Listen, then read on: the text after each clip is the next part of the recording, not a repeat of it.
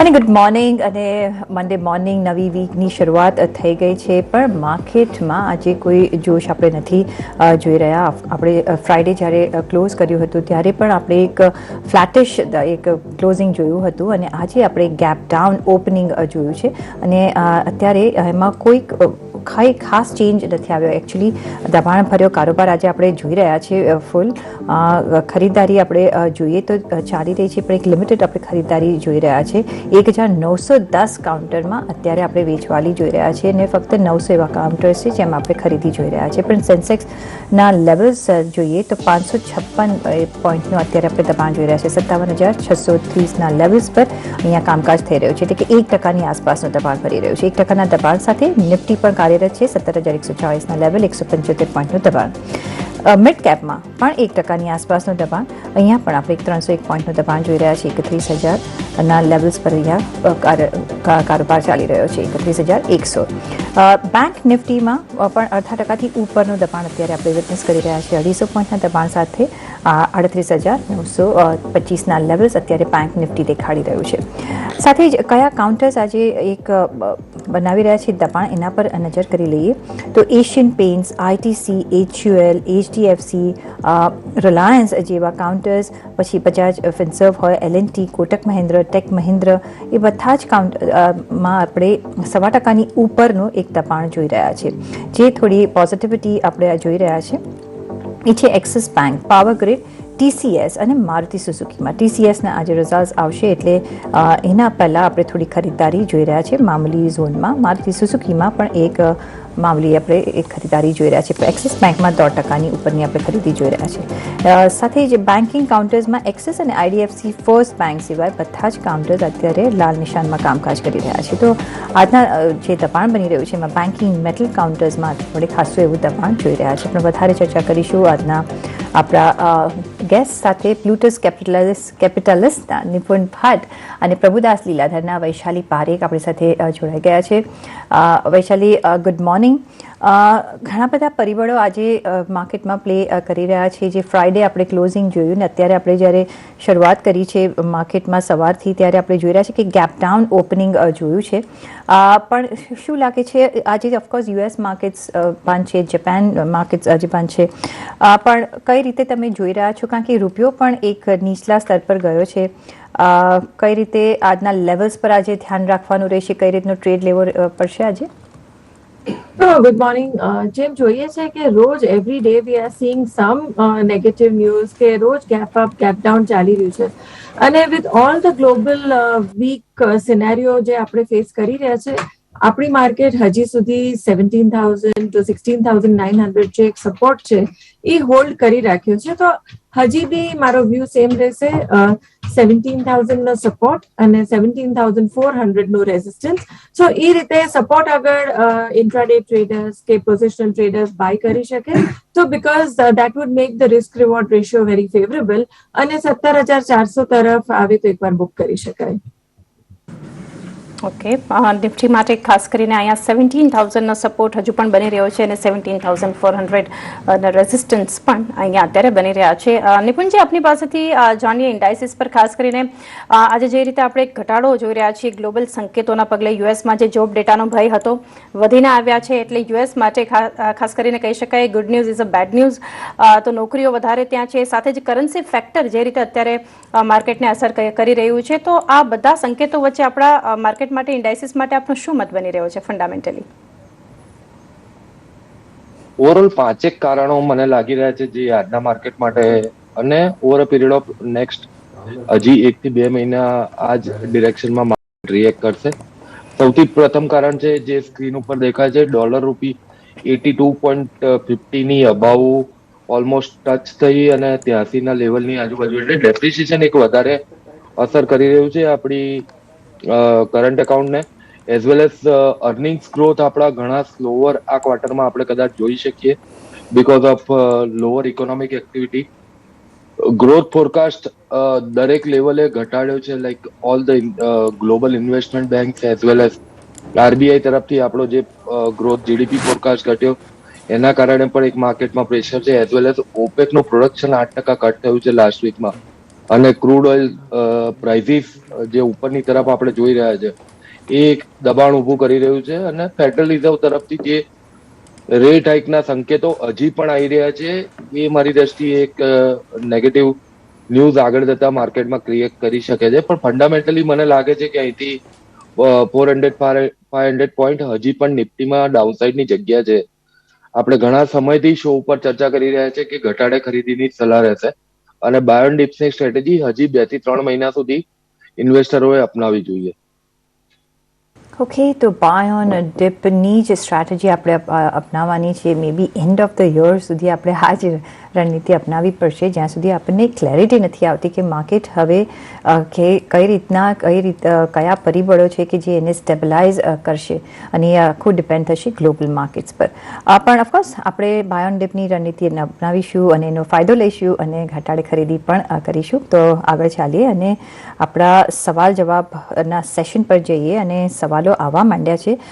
તો હેતલ મોદીનો પહેલો સવાલ છે, પ્રાજ ઇન્ડસ્ટ્રીઝમાં અત્યારના લેવલથી એન્ટ્રી કરી શકાય કે નહીં? શોર્ટ ટર્મ વ્યૂ રાખી રહ્યા છે, તો શું શોર્ટ ટર્મ વ્યૂમાં એક સારા રિટર્ન્સ તમે જોઈ રહ્યા છો, વૈશાલી?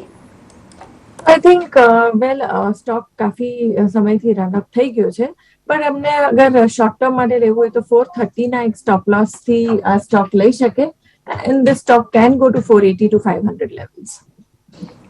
ઓકે, તો આવનારા સમયમાં 430 ના સ્ટોપ લોસ તમે રાખી અને ખરીદારી કરી શકો છો. 500 સુધીના લેવલ્સ આ સ્ટોક જે છે પ્રાજ ઇન્ડસ્ટ્રીઝ એ બતાવી શકે છે. નેક્સ્ટ ક્વેરી જે આવી રહી છે, જેનિસ ભાટજાનો સવાલ છે, 13 ઓક્ટોબરના 38,600ના પુટ એમને ખરીદેલા છે, ક્વોન્ટિટી છે 50, પ્રાઇસ છે 353, સાથે જ 38,700નો પુટ પણ ખરીદેલા છે 25 ક્વોન્ટિટીમાં અને 450ના ભાવના છે. તો વૈશાલી, શું કરવું જોઈએ 13 ઓક્ટોબરના કોલ માટે, પુટ માટે? હોલ્ડ કે પછી એક્ઝિટ, શું સલાહ આપો છો? I would say stop loss રાખીને ટ્રેડ કરે, because right now market is very choppy અને 38,000 we are already at 39,000, so put તો મને અત્યારના નથી લાગતા. If levels break તો stop loss સાથે રાખો, it's better. ઓકે, તો તમારું જે પુટનો છે કોલ, એના પર તમારે એક સંભાળીને આગળ વધવું પડશે. નેક્સ્ટ સવાલ પર જઈએ પહેલાં એક બ્રેકનો સમય થઈ ગયો છે, તો એક બ્રેક લઈશું અને પાછા ફરીશું. જોડાયેલા રહેજો અમારી સાથે.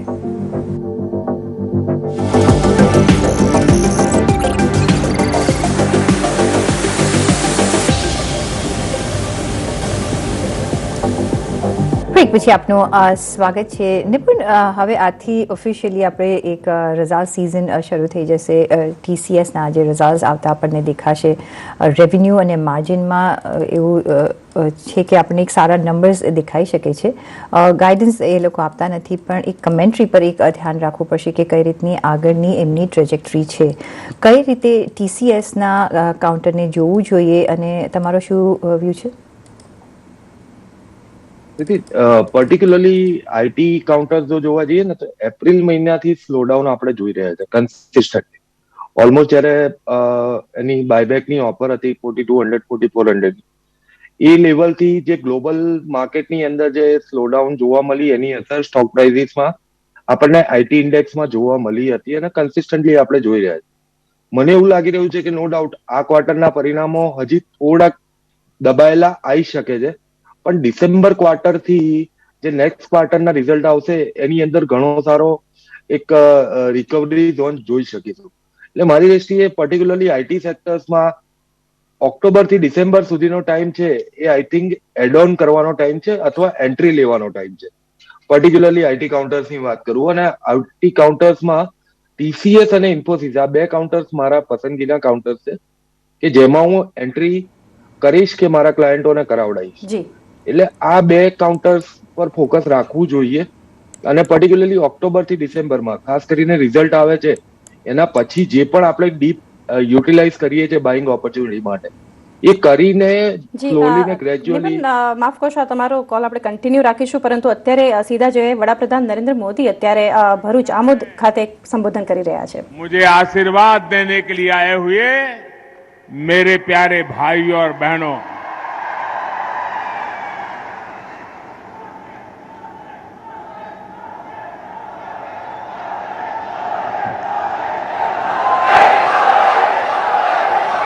साथियों, आज सुबह मैं यहां आ रहा था तो एक दुखद खबर भी मिली। आज मुलायम सिंह यादव जी का निधन हो गया है। मुलायम सिंह यादव जी, उनका जाना देश के लिए एक बहुत बड़ी क्षति है। मुलायम सिंह जी के साथ मेरा नाता बड़ा विशेष प्रकार का रहा है। जब हम दोनों मुख्यमंत्री के रूप में मिला करते थे, वे भी और मैं भी दोनों के प्रति एक अपनत्व का भाव अनुभव करते थे। और 2014 में जब भारतीय जनता पार्टी ने 14 के चुनाव के लिए मुझे प्रधानमंत्री पद के लिए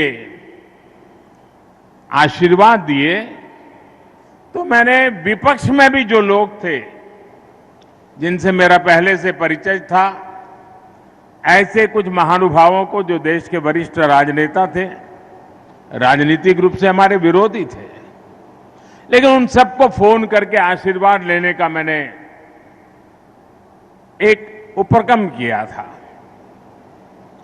और मुझे याद है उस दिन मुलायम सिंह जी का वो आशीर्वाद, कुछ सलाह के 2 शब्द, वो आज भी मेरी अमानत है। और मुलायम सिंह जी की विशेषता रही कि 2013 में मुझे उन्होंने जो आशीर्वाद दिया था, उसमें कभी भी उतार चढ़ाव नहीं आने दिया। घोर राजनीतिक विरोधी बातें के बीच भी जब 2019 में पार्लियामेंट का आखिरी सत्र था, पिछली लोकसभा का, और संसद के अंदर मुलायम सिंह जी जैसे वरिष्ठ नेता, उन्होंने खड़े होकर के पार्लियामेंट में जो बात बताई थी, वही देश के किसी भी राजनीतिक कार्यकर्ता के जीवन में बहुत बड़ा आशीर्वाद होता है। उन्होंने संसद में खड़े होकर के कहा था, कोई लाग लगेट के बिना कहा था, राजनीतिक आटा पाटा के खेल के बिना कहा था। उन्होंने कहा था, मोदी जी सबको साथ लेकर के चलते हैं, और इसलिए मुझे पक्का विश्वास है कि वो 2019 में फिर से चुन करके देश के प्रधानमंत्री बनेंगे।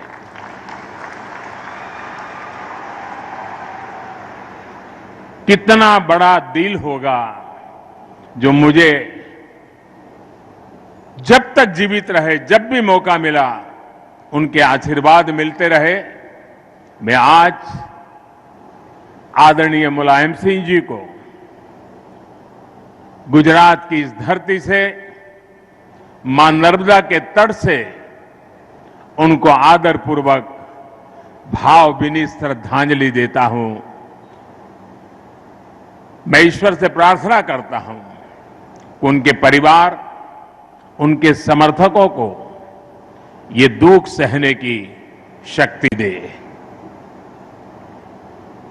साथियों, आज इस बार मैं ऐसे समय में भरूच आया हूं जब देश आजादी का अमृत महोत्सव मना रहा है। जब भी हम भारत के इतिहास को पढ़ते हैं और भविष्य की बात करते हैं, तो भरूच की चर्चा हमेशा गर्व के साथ होती है। इसी धरती ने ऐसी अनेकों संतानों को जन्म दिया है जिन्होंने अपने काम से देश का गौरव बढ़ाया है। जैसे हमारे धरती पुत्र कन्हैयालाल माणेकलाल मुंशी जी, संविधान निर्माण में देश अनेक योगदान को उनको कभी भी भूल नहीं सकता है। सोमनाथ के मंदिर के भव्य निर्माण में सरदार के साथ कंधे से कंधा मिलाकर के चलने वाले मुंशी साहब की भूमिका को कोई भूल नहीं सकता है। इतना ही नहीं, भारतीय संगीत के सिरमौर, उसको बुलंदी देने वाले पंडित सोमनाथ ठाकुर, उनका नाम તો આ રીતે વડાપ્રધાન નરેન્દ્ર મોદી ગુજરાતના જે પ્રવાસ પર છે, ખાસ કરીને આપણે અત્યારે જોયું કે આમોદ ભરૂચ ખાતે તેઓ સંબોધન કરી રહ્યા હતા અને નિપુણ માફ કરશો તમને અટકાવવા પડ્યા હતા, પરંતુ ટીસીએસ પર અને આઈટી પર તમારો જે મત હતો પ્લીઝ કન્ટિન્યુ કરો. એટલે જે આપણે ચર્ચા કરી કે આઈટી સેક્ટર્સની અંદર મેઇનલી એપ્રિલથી સ્લોડાઉન જોયું, એ ઓલમોસ્ટ મને એવું લાગે છે કે આ ઓક્ટોબર ડિસેમ્બર ક્વાર્ટર સુધી એક નવો લો બનવાની તૈયારીની આજુબાજુ હોઈ શકે અને આ લોને ઓપોર્ચ્યુનિટી સમજીને પોઝિશન બનાવવી જોઈએ. અને મને નેક્સ્ટ જે કરંટ ક્વાર્ટર એટલે ઓક્ટોબર ડિસેમ્બરના જે પરિણામો જાન્યુઆરીમાં રિફ્લેક્ટ થશે ત્યારથી એક રિકવરીનો માહોલ મને દેખાઈ રહ્યો છે. એટલે આ 3 મહિના એક ટીસીએસ અને ઇન્ફોસિસ આ બે કાઉન્ટર્સ માટે એક ઓપોર્ચ્યુનિટી ટાઈમ કહી શકાય એન્ટ્રી લેવલ માટે. ઓકે, તો ટીસીએસ અને ઇન્ફોસિસમાં અત્યારે ઓપોર્ચ્યુનિટી લેવી જોઈએ, એન્ટ્રી કરવી જોઈએ. જે અત્યારે આપણને ડિપ્સ મળી રહ્યા છે એનો એડવાન્ટેજ લેવો જોઈએ લાંબા ગાળાના રોકાણ માટે. નેક્સ્ટ સવાલ પર જઈએ અને નેક્સ્ટ સવાલ જે આવી રહ્યો છે એના પર ધ્યાન આપીએ તો નેક્સ્ટ સવાલ તો નહીં પણ આઈ થિંક બ્રેક લેવો પડશે, તો એક બ્રેક લઈ લઈએ અને પાછા ફરીશું. જોડાયેલા રહીશું.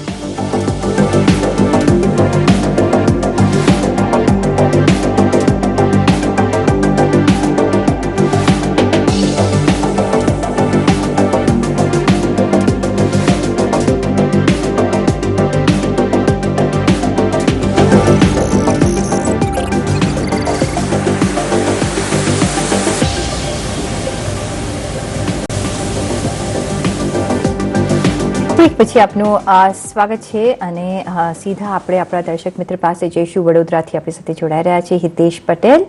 જી સર, સવાલ પૂછો આપનો. મેડમ 407 રૂપિયાના ભાવના 7,000 શેર છે અદાની પાવરના. ઓકે, તો એમનું શું કરવું જોઈએ? મતલબ સેલ કરવું જોઈએ કે શું? એમ કેટલો વખત હોલ્ડ કરી શકશો? 4-5 મહિના છે મેડમ. 4-5 મહિના વધારે તમે હોલ્ડ કરી શકશો. તો વૈશાલી, અદાની પાવર 407 રૂપિયાની ખરીદી, ઓફકોર્સ એમને થોડો લોસ અત્યારે જઈ રહ્યો છે, પણ 4 થી 6 મહિનાનો શું ચાર્જ કહી રહ્યા છે? ત્યારથી હોલ્ડ કરી શકે અને અગર થોડો હજી ઘટાડો આવે 340 350 આગળ તો હજી થોડા એડ કરી શકે, because I think overall the trend is very good. 500-550 નો ટાર્ગેટ આગળ જતા મળી શકે. ઓકે, 500 થી 550 ના ટાર્ગેટ આગળ તમને અદાની પાવર પર ખાસ કરીને મળી શકે છે. તો એક સલાહ બની રહી છે. નેક્સ્ટ પણ કોલર આપણી સાથે જોડાયા છે અમદાવાદથી, સ્મિતા પટેલ. સ્મિતા, સવાલ પૂછો આપનો. હેલો. હાજી, શું સવાલ છે આપનો? મેડમ, મારી જોડે ઝીલ છે, ઝી લિમિટેડના શેર છે, 1100 શેર છે. ઓકે, એ મેં 330 ના ભાવના લીધેલા છે. જી. તો મારે હોલ્ડ કરવા જોઈએ કે એને સેલ કરવા જોઈએ? કેમ કે અત્યારે હાલ 280 નો ભાવ ચાલી રહ્યો છે અને મેં ઓલમોસ્ટ 1 વર્ષથી એને હોલ્ડ કરેલા છે. ઓકે, લાંબા ગાળા માટે આપ હોલ્ડ કરી શકો? મેડમ, મેક્સિમમ 1 વર્ષ. મેક્સિમમ 1 વર્ષ માટેનો વ્યૂ છે. તો નિપુણજી, આપની પાસેથી એક ફંડામેન્ટલ પણ જાણી લઈએ કે ઝી એન્ટરટેનમેન્ટ પર હાલ તો એમને ખોટ જઈ રહી છે લગભગ 50-50 પ્રતિ શેરની. તો આ કાઉન્ટર પર આપનો શું મત બની રહ્યો છે? શું કરવું જોઈએ? મારી દ્રષ્ટિએ વેલ્યુએશન જો જોવા જઈએ ને તો ઇન્ડસ્ટ્રીની કમ્પેરિઝનમાં ઓવર વેલ્યુએશન ઝોનમાં કંપની ટ્રેડ થઈ રહી છે આ પ્રાઇસ ઉપર. એટલે ઉપરમાં મેક્સિમમ 330 સુધીના પ્રાઇસ જો 1 વર્ષ હોલ્ડ કરશે તો બી ત્યાં સુધી જ એમનો પ્રાઇસ જે પરચેસ પ્રાઇસ છે ત્યાં સુધી સ્ટોક આવી શકે. મારી દ્રષ્ટિએ એક્ઝિટ કરી અને સ્વિચ થવાની સલાહ રહેશે. આપણે ઘણા બધા સ્ટોક આપણે શો ઉપર ચર્ચા કરી રહ્યા છે. કોઈ પણ સ્ટોક લાઈક ઇન્ફોસિસ છે, કોટક મહિન્દ્રા બેંક છે, આ બંને કાઉન્ટર્સની અંદર એન્ટ્રી લઈ શકે છે. વર્ષની અંદર બંનેમાં ઘણું સારું ગ્રેટર ધેન 20% જેવું રિટર્ન એક્સપેક્ટ કરી શકાય. ફોર ટાઈમ બિંગ તમને એક્ઝિટ થવાની સલાહ મળી રહી છે. ઘણી બધી અત્યારે ઓપોર્ચ્યુનિટીઝ છે માર્કેટમાં કે તમે એન્ટર કરી શકો છો અને વધારે ગ્રોથ મેળવી શકો છો. નેક્સ્ટ સવાલ પર જઈએ અને નેક્સ્ટ સવાલ જે આવી રહ્યો છે દોમાડિયા દુર્ગેશ પટેલનો બોરોસિલ લિમિટેડમાં ક્યારે એન્ટ્રી કરવી જોઈએ, 5-1 મહિના માટેનો એ ટેન્યોર જોઈ રહ્યા છે. તો વૈશાલી, બોરોસિલમાં શું વ્યૂ અને શું સ્ટોપ લોસ અને ટાર્ગેટ્સ આપશો? બોરોસિલ લિમિટેડ ની વાત કરી રહ્યા છે, રાઈટ? જી. છે ઓકે, બીકોઝ સ્ક્રીન ઉપર બોરોસિલ રિન્યુએબલ્સ આવી રહ્યું છે, તો તમને બંનેના કહી દઉં. Borosil renewable actually is well place. Borosil limited already ચાલી ગયો છે અને હજી અપવર્ડ મૂવ આવી શકે. સો 410 બોરોસિલ લિમિટેડમાં રાખવો એન્ડ આગળ જતા હજી અહીંયા આગળ છે. But Borosil renewable is very well place. અત્યારના 583 નો ચાલી રહ્યો છે અને આઈ એમ સીઈંગ દેટ ઓવરઓલ આજે ક્રોકરી સેક્ટર જે છે એમાં સારું એવું પિકઅપ આવ્યું છે. તો મારો વ્યૂ આમાં પોઝિટિવ રહેશે.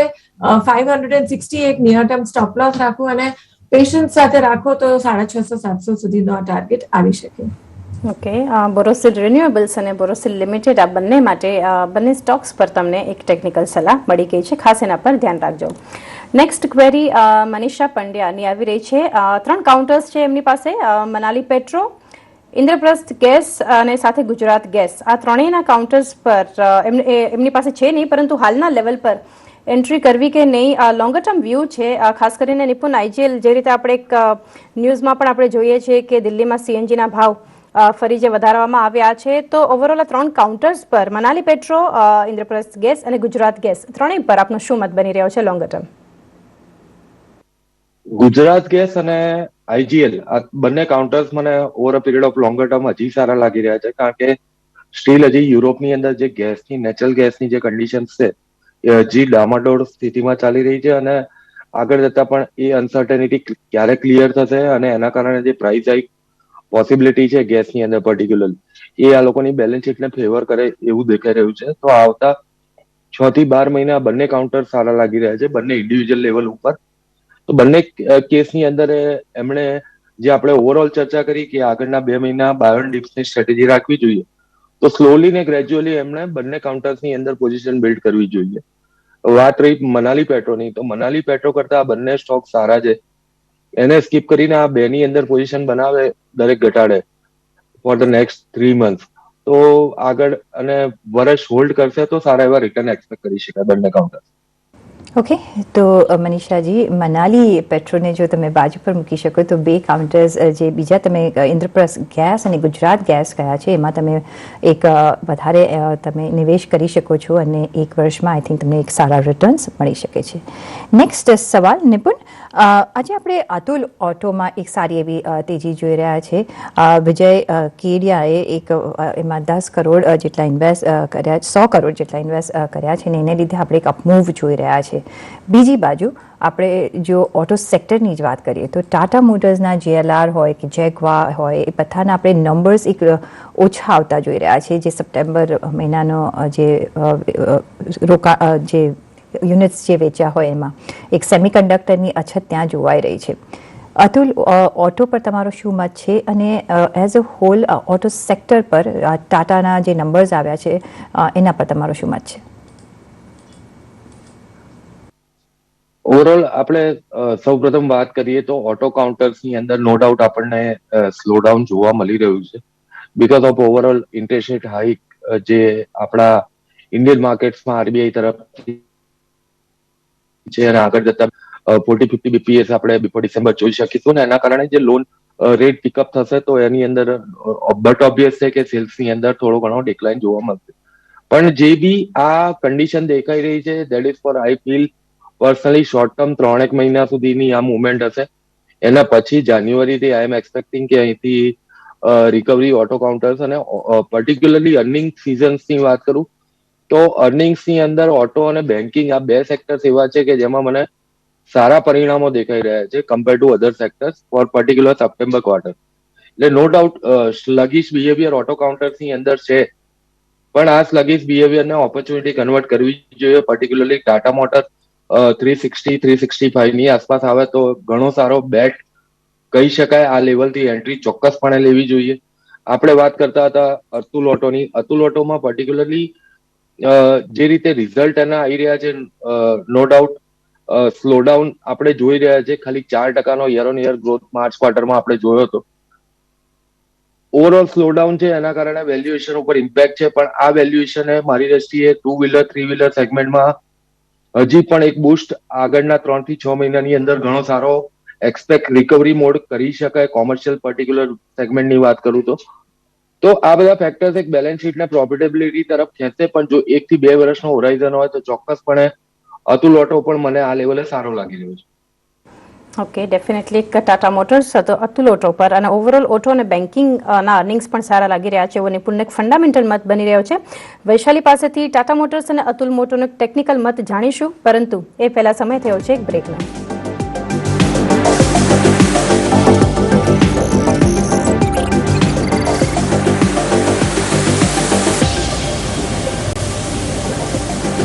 સ્વાગત છે એક વાર ફરી બજાર હેલ્પલાઇન પર તમારું, અને માર્કેટ પર એક ખાસ નજર કરવી જોઈએ. અત્યારે જે રીતનો ઘટાડો આપણે જોઈ રહ્યા છીએ, અને નિફ્ટીમાં અત્યારે ઇનફેક્ટ 125 અંકનો ઘટાડો છે. સેન્સેક્સ 450 અંક ડાઉન અત્યારે કારોબાર કરી રહ્યું છે. મિડ કેપ ઇન્ડેક્સની વાત કરીએ તો સૌથી વધારે અંડરપરફોર્મ કરતું આ કાઉન્ટર દેખાઈ રહ્યું છે આપણને, લગભગ 1% આસપાસ. મિડ કેપમાં પણ ઘટાડો, અને નિફ્ટી બેંકની વાત કરી રહીએ તો અત્યારે લગભગ 5% જેટલું ડાઉન નિફ્ટી બેંક પણ છે. અને એડવાન્સ ડિક્લાઇન રેશિયો તરફ પણ નજર કરી લઈએ. વધનારા શેર્સની સંખ્યા જે છે એ ઘટી રહી છે. શોની શરૂઆતમાં આશરે 1000 શેર્સ હતા કે જે વધનારા શેર્સ હતા, અને અત્યારે 962 શેર્સ છે માત્ર, કે જે અત્યારે એડવાન્સ તરફ ઇન્ડિકેશન આપી રહ્યા છે. અને ઘટનારા શેર્સની સંખ્યા વધી રહી છે. 1844 શેર્સ છે એનએસસી પર, કે જે અત્યારે માર્કેટ પર પ્રેશર ક્રિએટ કરી રહ્યા છે. કયા શેર્સ છે કે જે અત્યારે ઘટનારા શેર્સમાં સામેલ છે, માર્કેટ પર અત્યારે દબાણ બનાવી રહ્યા છે? ટાટા મોટર્સ સૌથી પહેલા તો 4.5% ઘટાડા સાથે, Hero MotoCorp, Tata Consumer, ITC, Asian Paints જેવા શેર 2 થી લઈ અને 3.5% ઘટાડા સાથે અત્યારે કારોબાર કરી રહ્યા છે. તો આપણે જે બ્રેક પહેલા વાત કરી હતી, ખાસ કરીને જે 2 સ્ટોક્સ પર, ઓટો ઇન્ડેક્સ પર આપણે વાત કરી હતી, તો એના પર એક ટેકનિકલ મત લેવાનો સમય થયો છે. ટાટા મોટર્સ અને અતુલ ઓટો, આ બંને કાઉન્ટર્સ પર વૈશાલી ટેકનિકલ મત તમારો શું બની રહ્યો છે? તો ઓટો ઇન્ડેક્સમાં ઓવરઓલ ઓફકોર્સ ટાટા મોટર્સનું exposure because of JLR numbers ખરાબ થઈ ગયા છે. So I think but technically speaking એક 390 નો એક સપોર્ટ છે, જે ઘણી વાર સપોર્ટ લઈને ત્યાંથી બાઉન્સ આપી રહ્યો છે. સો મારું એમ વ્યૂ હશે, બીકોઝ શોર્ટ ટર્મ ટ્રેડર્સ હોય અને જે બેવ તરફ ટ્રેડિંગ કરતા હોય, તો it is a short sell below 390, તો પછી 350 360 લેવલ્સ આવી શકે. અને અગર આ લેવલ્સ પર જે લોંગ ટર્મ માટે લેતા હોય તો I would say keep accumulating, because downside is 350 370 નું એક બેન્ડ છે, એ સપોર્ટ રહેશે. અને અહીંયાથી જ્યારે બી આમાં ફેવરેબલ કન્ડિશન્સ થશે તો આઈ થિંક 450 to 500 ના લેવલ્સ અપસાઇડમાં જોવા મળશે. અને અતુલ ઓટોની વાત કરીએ તો આજે ઓલરેડી સારો એવો ગેપ અપ થી ખુલ્યું છે. So of course it is showing some lot of inherent strength, but overall 210 ના સપોર્ટ થી આ સ્ટોક લઈ શકો લાંબા હોરાઇઝન થી હોય તો 280 to 300 ના લેવલ્સ આવી શકે. ઓકે, તો ટાટા મોટર્સ અને અતુલ ઓટો પર આપણે એક ફંડામેન્ટલ અને ટેકનિકલ વ્યૂ લઈ લીધો છે.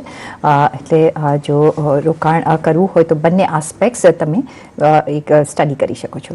નેક્સ્ટ સવાલ માટે આપણી સાથે દર્શક મિત્ર જોડાઈ ગયા છે, પિયુષ મકવાણા. જી સર, સવાલ પૂછો આપનો. હાજી, મારે આર સિસ્ટમ છે જે મારે 310 ની આજુબાજુના 1000 ખરીદેલા છે, અને મારી પાસે આઈએક્સ છે જે 190 ના ભાવના મારી પાસે 5000 છે. તો હવે આમાં આગળ શું કરવું, અને મારે ટાટા સ્ટીલમાં ન્યૂ એન્ટ્રી લેવી છે, તો આગળ શું કરવું હવે? ઓકે, બધામાં તમે લોંગ ટર્મ ઇન્વેસ્ટર છો? હા. ઓલરાઇટ. ઓકે, તો આર સિસ્ટમ એક છે નિપુણ, એમનો કાઉન્ટર ટાટા સ્ટીલમાં એમને એન્ટ્રી કરવી છે લોંગ ટર્મ માટે. તો શું વ્યૂ બને આપનું? આ સિસ્ટમની જો ચર્ચા કરીએ ને તો અગેન આઈટી કાઉન્ટર્સ છે. આઈટી કાઉન્ટર્સ વિશે આપણે ફંડામેન્ટલી ઓવરઓલ વ્યૂ ઓલરેડી લઈ ચૂક્યા છે, પણ ફરી બી કહી દઉં કે અગેન આ ક્વાર્ટર એક ઇમ્પોર્ટન્ટ ક્વાર્ટર છે. નો ડાઉટ સ્લોડાઉન આપણને અર્નિંગ્સમાં જોવા મળશે, પણ કંપની પોઈન્ટ ઓફ વ્યૂ એટલી બધી ખરાબી નથી દેખાઈ રહી. મારી દ્રષ્ટિએ આ લેવલ હું એમને એવરેજ કરવાની સલાહ આપીશ, કારણ કે ઇન્ડસ્ટ્રી વેલ્યુએશનની કમ્પેરિઝનમાં પણ અત્યારે નીચે ચાલી રહ્યો છે. રિઝલ્ટ એના consistently no doubt slow down તરફ છે, પણ એક પિકઅપ જાન્યુઆરી પછી ક્વાર્ટર ઓન ક્વાર્ટર બેઝિસ પર જોવા મળી શકે છે. આ લેવલે આર સિસ્ટમમાં મારી એવરેજ કરવાની સલાહ રહેશે. ઓલરેડી એમનું હોરાઇઝન લોંગ ટર્મ છે, એટલે અમારી દ્રષ્ટિએ 1-1.5 વર્ષ 2 વર્ષમાં ઘણા સારા રિટર્ન્સ એક્સપેક્ટ કરી શકાય. બીજા કાઉન્ટર્સની વાત કરીશ, ટાટા સ્ટીલમાં એમને એન્ટ્રી નિપુણ? લેવી છે.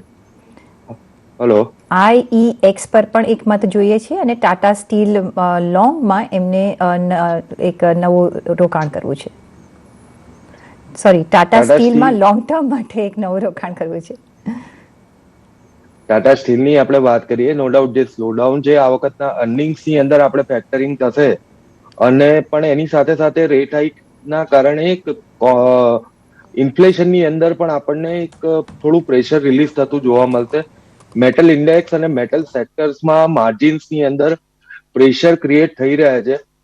ચોક્કસપણે આ ક્વાર્ટર હજી એક મહત્વનું છે કે જે નીચે આપણને ઓપોર્ચ્યુનિટી આપી શકે એન્ટ્રી લેવા માટે. મારી દ્રષ્ટિએ 85 થી લઈને 95 સુધીનો રેટ એક ઘણો સારો રેટ છે. આ લેવલની વચ્ચે જો આવે છે ફંડામેન્ટલી સ્ટોક, તો ચોક્કસપણે આની અંદર એન્ટ્રી કરી શકાય છે, અથવા બાય ઓન ડિપ્સની સ્ટ્રેટેજી રાખીને તમે એન્ટર થઈ શકો છો. સ્લોલી ને ગ્રેજ્યુઅલી 20%, 30%, 30% એ રીતે તમે સ્ટેક બનાવતા જાઓ, અને લોંગર ટર્મ માટે ટાટા સ્ટીલ મને ઘણો પોઝિટિવ દેખાય છે. IEX ની પર્ટિક્યુલર વાત કરું તો એ સ્ટોક્સ હું ટ્રેક નથી કરતો. ઓકે, તો ખાસ કરીને આર સિસ્ટમમાં એક એવરેજ કરવાની સલાહ મળી રહી છે. સાથે જ ટાટા સ્ટીલ પર 85 to 95 ના લેવલ્સ આવે છે, એટલે બાય ઓન ડિપ્સની સલાહ જે છે ખાસ કરીને તમને મળી રહી છે. અને સાથે IEX પર પણ એમનો સવાલ છે, તો વૈશાલી, ટેકનિકલી તમે કોઈ આના પર સલાહ આપી શકો? અગર તમે ટ્રેક કરતા હોય તો ચાર્ટ્સ કેવા લાગી રહ્યા છે IEXના? ટેકનિકલી એકચ્યુઅલી આમ જોવા જઈએ તો 136 નું એક લો બનીને ત્યાં આગળ બોટમ આઉટ કરી રહ્યું છે, બટ આઈ થિંક આ સ્ટોકને હવે બહુ વાર લાગશે મારા ખ્યાલથી. તો આઈ વુડ સે જે મેટલ સેક્ટરની વાત કરી રહ્યા છે, તો besides Tata Steel I would also say Jindal Steel and Power, Hindalco અને આવા બધા ફ્રન્ટલાઇન સ્ટોક્સમાં સારું એવું રિટર્ન્સ બી મળશે. તો અને જ્યારે કે આપણે કહીએ છીએ કે માર્કેટની એટલી ક્લેરિટી નથી, તો લાઈક SIP સ્ટ્રેટેજી આવા બધા ગુડ રોબસ્ટ સ્ટોક્સમાં લેવા જોઈએ. ઓકે, તો જેવા સારા કાઉન્ટર્સ હોય છે એમાં SIPથી પણ તમે એન્ટ્રી લઈ શકો છો, અને ઓફકોર્સ એમાં તમને એક એવરેજ પ્રાઇસનો પણ એવરેજ આઉટ થતા જોવા મળશે, એટલે એક સારા ભાવે તમને એક કાઉન્ટર્સ મળી આવશે. નેક્સ્ટ સવાલ પર જઈએ, અને નેક્સ્ટ સવાલ જે મારે પૂછવો તો એ છે અને નિપુણ, બંધન બેંક પર હવે અત્યારે આપણે જોયા છે કે ઘણા બધા બિઝનેસ અપડેટ્સ આવતા આપણને જોવા મળે છે. બંધન બેંકે એડવાન્સીસમાં ને રિટેલ ડિપોઝિટ્સમાં ઓફકોર્સ ગ્રોથ દેખાડ્યો છે, પણ કાસા રેશિયો થોડો એક નબળો પડતો દેખાઈ રહ્યો છે. કઈ રીતે તમે જુઓ છો બંધન બેંકના કાઉન્ટરને? આજે ખાસું એમાં રિવર્સ આપણે ઇફેક્ટ જોઈ રહ્યા છે કાઉન્ટર પર. આપણે ઓલરેડી બેન્કિંગની ચર્ચા કરી, પ્રીતિ. બેન્કિંગની અંદર પર્ટિક્યુલરલી બે વસ્તુ મહત્વની છે. કન્સિસ્ટન્ટલી NPA લોકો મેન્ટેન કરી રહ્યા છે. નો ડાઉટ બંધનમાં પર્ટિક્યુલરલી કાસામાં સ્લોડાઉન છે, because of commercial activity, corporate activity, જે પ્રેશર ઇકોનોમિક સ્લોડાઉનના કારણે, ગ્લોબલ ઇફેક્ટના કારણે આપણા માર્કેટમાં જે જોવા મળી રહ્યું છે ગ્રાઉન્ડ લેવલ, એના કારણે એક ઇમ્પેક્ટ કાસાની અંદર આપણે જોઈ રહ્યા છે. પણ ઓવરઓલ NIM મેન્ટેન છે, નોન પરફોર્મિંગ એસેટ્સનું લેવલ મેન્ટેન છે, એઝ વેલ એઝ PSUના જે NPA છે એ પણ રિકવર થયા છે. એટલે પર્ટિક્યુલરલી બેન્કિંગ મને ઘણું સારું લાગી રહ્યું છે. બંધન બેંક પ્રાઇવેટ સેક્ટર બેંક્સની અંદર ઉપરમાં 385-400 સુધી પ્રાઇસ જઈ શકે, જો એકાદ વર્ષનું હોરાઇઝન હોય તો એન્ટ્રી કરવાની સલાહ રહેશે. બંધન બેંક ખાસ કરીને 385 to 400 ના લેવલ્સ ઉપરની તરફ તમને એકાદ વર્ષની અંદર દેખાઈ શકે છે. બંધન બેંક પર આ સલાહ ફંડામેન્ટલી. સમય થયો છે કે હવે એક બ્રેક લઈએ. બ્રેક બાદ અન્ય ક્વેરીઝ પર કરીશું નજર.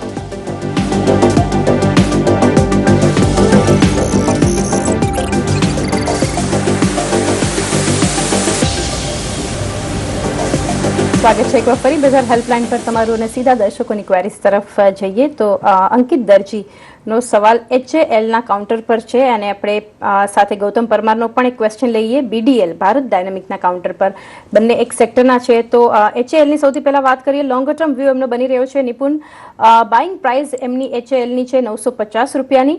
100 કાઉન્ટર્સ છે એમની પાસે અને BDL ના 4 શેર્સ છે 996 ના ભાવની ખરીદદારી છે. તો બંનેને લોંગર ટર્મ અગર તમે ટ્રેક કરતા હોય અને સાથે ડિફેન્સ સેક્ટર પર સલાહ આપી શકો? ડિફેન્સ કાઉન્ટર હું ટ્રેક નથી કરતો. જી, વૈશાલી, ટેકનિકલી તમારી પાસેથી જાણીએ, HAL અને BDL ના કાઉન્ટર પર તમે ટ્રેક કરતા હો તો? HAL લોંગ ટર્મ ટ્રેન્ડ હજી ઇન્ટેક્ટ છે. લીધા હોય લોઅર લેવલ્સ પર તો હોલ્ડ કરો, એક સ્ટોપ લોસ રાખીને 2200, અને ફ્રેશ બાય કરવી હોય તો આઈ થિંક ત્યારના 2200 ના જ સપોર્ટથી અક્યુમ્યુલેટ કરવા જોઈએ. બીકોઝ અગર આ ટ્રેન્ડમાં હજી ફર્ધર સ્ટ્રેન્થ આવી શકે તો આ 2800 થી 3000 ના લેવલ્સ સુધી જઈ શકે. અને BDL ની વાત કરીએ તો ઓલરેડી સ્ટોક સારો એવો રનઅપ થઈ ગયો છે, એટલે મારા ખ્યાલથી આ સ્ટોકને બી ઘટાડામાં ધ્યાન દેવું જોઈએ. અરાઉન્ડ 860 લેવલ્સ પર એક નવી બાઇંગ સ્ટ્રેટેજી બનાવી શકે. બટ મારો પર્સનલ વ્યૂ આમાં એમ રહેશે that there is one more stock, Bharat electronics, જે અત્યારના આમાં કાફી અપસાઇડ દેખાઈ રહી છે. સો આઈ થિંક એક રિસ્ક રિવોર્ડના રેશિયોના હિસાબેથી ભારત ઇલેક્ટ્રોનિક્સમાં અત્યારના એક બાઇંગ સ્ટ્રેટેજી બનાવી શકે 98 ના સ્ટોપ લોસથી, અને પ્રોજેક્ટેડ ટાર્ગેટ આમાં આવી ગયા છે 120 to 125. સો ટ્રેડિંગ સ્ટ્રેટેજીના હિસાબે આ એક સ્ટોક ફેવરેબલ રહેશે. તો ટ્રેડિંગ પર્પઝના માટે BEL પર તમારે નજર કરવી જોઈએ. અત્યારે એક સારી પોઝિશન પર છે અને સ્ટોપ લોસ 97ની આસપાસ મેન્ટેન કરવાનો છે ફોર 120ની આસપાસના ટાર્ગેટ્સ માટે, if I am not mistaken. તો અહીંયા 125ના ટાર્ગેટ્સ માટે. સાથે જ નેક્સ્ટ સવાલ પર આપણે જઈએ તો માર્કેટ તરફ એક ધ્યાન આપી દઈએ. એક રિકવરી આવતા આપણે જોઈ રહ્યા છીએ અને એ બી ખાસ કરીને બેન્કિંગ અને બેંક નિફ્ટીમાં જુઓ ખાસો એવો હવે અત્યારે ફ્લેટિશનો કારોબાર આપણે જોઈ રહ્યા છીએ. ખાલી એક 10 પોઈન્ટની આપણે નરમાશ રહી ગઈ છે, 10 બેઝિસ પોઈન્ટની નરમાશ રહી ગઈ છે અને ઓવરઓલ પણ આપણે જોઈએ તો ખરીદી વધી ગઈ છે. 1009 કાઉન્ટર્સમાં અત્યારે આપણે ખરીદી જોઈ રહ્યા છે અને 1800 કાઉન્ટરમાં હજી પણ જોકે વેચવાલી છે, પણ એક ગેપ નેરો થતા આપણે જોઈ રહ્યા છીએ. તો એક માર્કેટમાં એક થોડી રિકવરી આપણે આવતા જોઈ રહ્યા છીએ અને નિફ્ટી IT એમાં ખાસું એવું સપોર્ટ કરી રહ્યું છે. પણ આગળ વધીએ અને નેક્સ્ટ સવાલ પર જઈએ. તો નેક્સ્ટ સવાલ જે આવી રહ્યો છે ગૌતમ પરમારનો.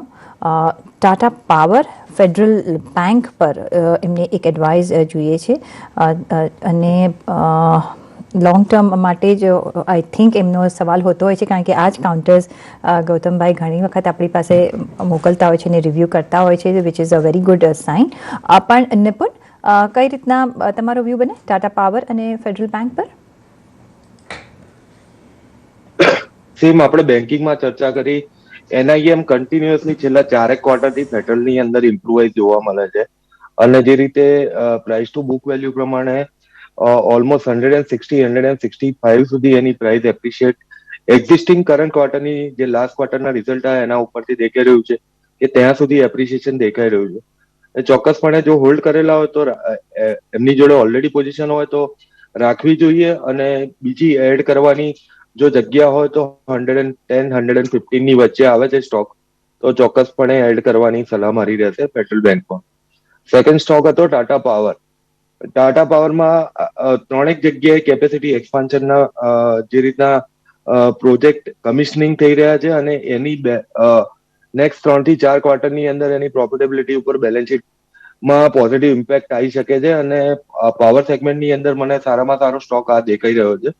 પાવર જનરેશન સેક્ટરની પર્ટિક્યુલરલી વાત કરું તો હજી પણ જો જે 3 મહિનાના બાય ઓન ડિપ્સની સ્ટ્રેટેજીમાં આપણને 200ના લેવલની આસપાસ એન્ટ્રી કરવા મળે તો આ સ્ટોક્સમાં એન્ટ્રી કરવી જોઈએ અને પોઝિશન હોય તો હોલ્ડ રાખવી જોઈએ.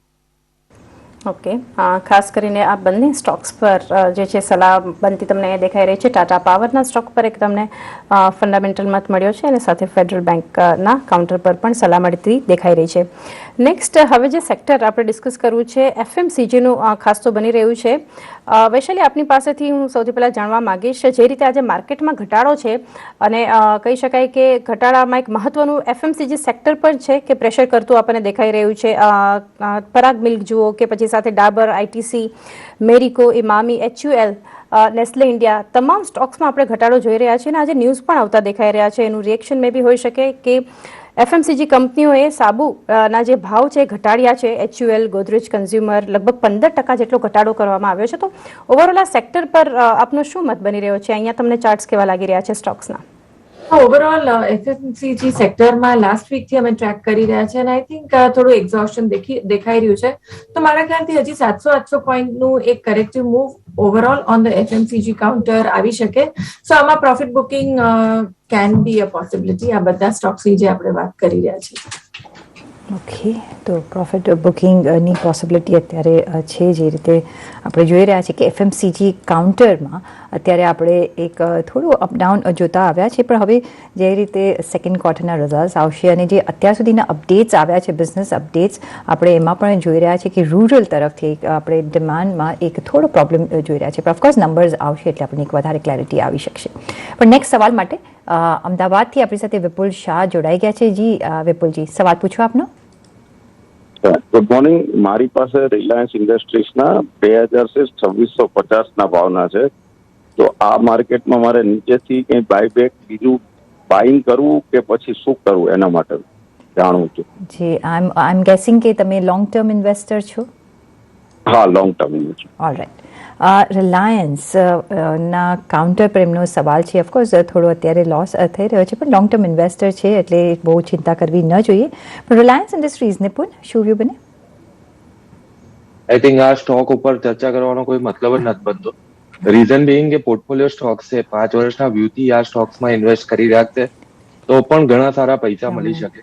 એઝ વેલ જે હમણાં રિસન્ટ ન્યૂઝ છે કે foreign banks through Mukesh Ambani is planning to raise the fund Jio માટે એઝ વેલ એઝ રિલાયન્સ માટે. તો આ બધા ફેક્ટર્સ જે લોઅર રેટ ઓફ ઇન્ટરેસ્ટ ઉપર પૈસા આવશે અને જે કેપેસિટી એક્સપાન્શનમાં દરેક સેગમેન્ટ અલગ બિઝનેસ કાઉન્ટર્સમાં બી યુટિલાઇઝ થશે. પણ ઓવરઓલ બેલેન્સ શીટની અંદર because of lower interest rate એક પોઝિટિવિટી, કારણ કે domestically margins are higher compare to આપણે જે પૈસા લઈ રહ્યા છે એના માટે જે રેટ ચૂકવી રહ્યા છે. તો કમ્પેરેટિવલી બેલેન્સ શીટમાં એ પોઝિટિવ જ દેખાશે આગળ જતા. મારી દ્રષ્ટિએ 5 વર્ષ સુધી સ્ટોકની અંદર બનેલા રહેવાનો જ વ્યૂ રહેશે. લોંગ ટર્મ માટે હોલ્ડ કરી રાખવું. ઓકે, તો રિલાયન્સના સ્ટોક પર એક લોંગ ટર્મ હોલ્ડની સલાહ તમને ફંડામેન્ટલી મળી રહી છે. સમય છે કે એક બ્રેક લઈએ. બ્રેક બાદ અન્ય ક્વેરીઝ પર કરીશું નજર.